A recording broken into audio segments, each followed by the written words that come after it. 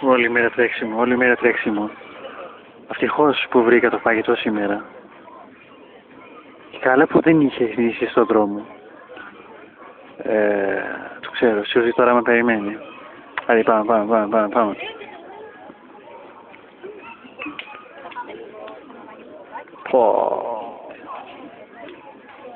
Δεν το περίμενα αυτό.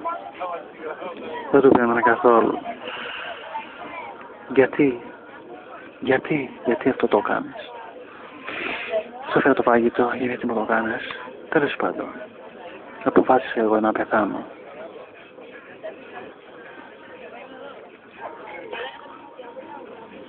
Πού να πάω, σε ποιο δρόμο να πάω? Να βρω ένα αυτοκίνητο να με πετάει.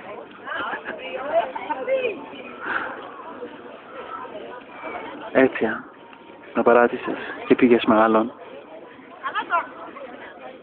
Αυτό ήταν το τελείς μου. Σκέφτομαι τώρα.